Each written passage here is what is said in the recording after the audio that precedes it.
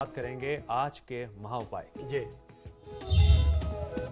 जी। आज का महाउपाय बहुत ही विशेष है। आज गणेश चतुर्थी है, भाद्रपद मास की गणेश चतुर्थी है, जिसे गणेशोत्सव के नाम से भी हम जानते हैं। आज के दिन से ही भगवान गणपति की स्थापना होती है लोगों के घरों में, आपके और हमारे घरों में, जिसमें 10 दिन तक हम उनकी लगातार पूजा आराधना करते हैं। तो आइए जानते हैं किस विधि विधान से आपको पूजा करनी चाहिए और आज की तिथि का महात्मा क्या है। भाद्रपद मास के शुक्ल पक्ष की चतुर्थी को ही गणेश चतुर्थी कही जाती है। श्री गणेश जी विघ्न नाशक और उसके साथ साथ बुद्धिदाता हैं, मंगल कारक हैं। गणेश चतुर्थी से अनंत चतुर्दशी तक 10 दिनों पर्यंत ये गणेशोत्सव का पर्व मनाया जाता है। इन्हें देव समाज में सर्वोच्च स्थान प्राप्त है, अर्थात भगवान श्री गणेश को देव समाज में सर्वोच्च स्थान प्राप्त है, इसीलिए इन्हें प्रथम पूज्य भी इनका एक नाम है, प्रथम पूज्य है। हर पूजा पाठ में, अनुष्ठान में, मांगलिक कार्य में सबसे पहली पूजा भगवान गणपति की होती है। उसका कारण इनका बुद्धि विवेक और चातुर्य है, इनका जो वाक चातुर्य है, जो इनकी कृपा इनको मिली हुई अपने माता पिता से, वो प्रमुख कारण है। भाद्रपद शुक्ल चतुर्थी को मध्याह्न के समय भगवान गणेश जी का जन्म हुआ था।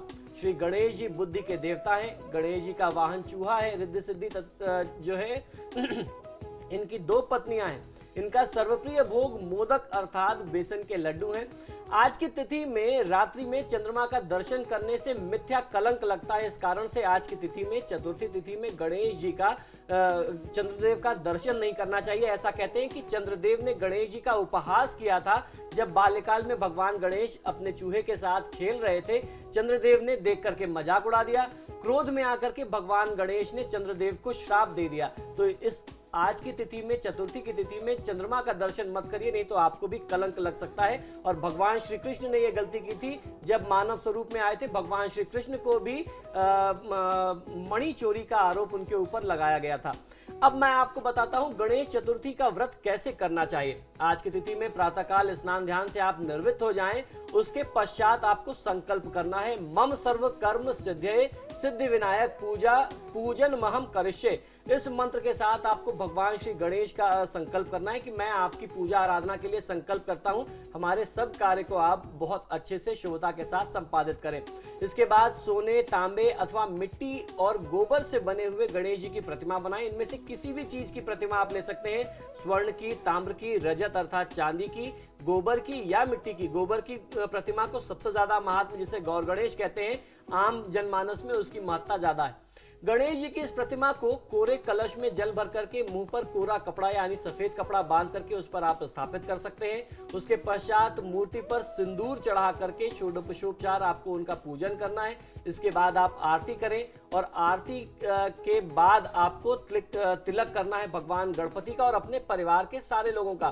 फिर दक्षिणा अर्पित करनी है। जब भी आप किसी देवी देवता की पूजा पाठ आराधना करते हैं तो उसमें दक्षिणा देवता के निमित्त भी आपको निकालनी है। और दक्षिणा अर्पित करने के बाद 21 लड्डुओं का भोग लगाएं। इनमें से 5 लड्डू गणेश जी की प्रतिमा के पास रख करके शेष लड्डू आप ब्राह्मणों में और अपने परिवारजनों में वितरित कर सकते हैं। गणेश चतुर्थी व्रत में सावधानियां क्या क्या रखनी है, आइए ये भी आपको बता दूं।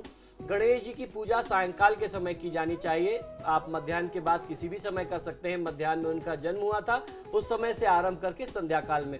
पूजनोपरांत नीची नजर से चंद्रमा को अर्घ दे करके ब्राह्मणों को भोजन कराना, दक्षिणा देना चाहिए। नीची नजर से इसलिए कहते हैं क्योंकि चंद्रदेव को आपको देखना नहीं है, उनसे आपका सीधा दृष्टि संयोग नहीं बनना चाहिए।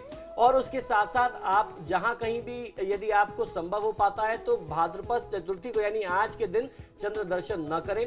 इस दिन चंद्रमा के दर्शन करने से कलंक लगता है, ये बात मैंने आपको बता दी है। आपको किसी न किसी प्रकार से ये किन प्रकार झूठे कलंक का भागी बनना पड़ सकता है। सावधानी बरतने के बावजूद यदि आपसे चंद्र दर्शन हो जाए तो आपको श्यामांतक की कथा सुननी चाहिए, जिससे कलंक का प्रभाव नहीं रहता। यह श्यामांतक मणि चोरी का जो आरोप भगवान श्री कृष्ण पर लगा था, वह कथा सुन लेने से इसका दोष दूर हो जाता है।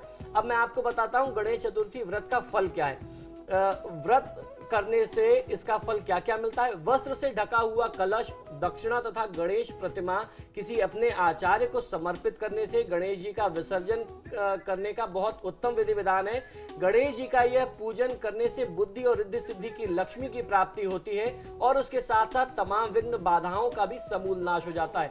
तो आज प्रार्थना यही है कि आप इस विधि विधान के अनुसार भगवान श्री गणेश की आराधना करेंगे।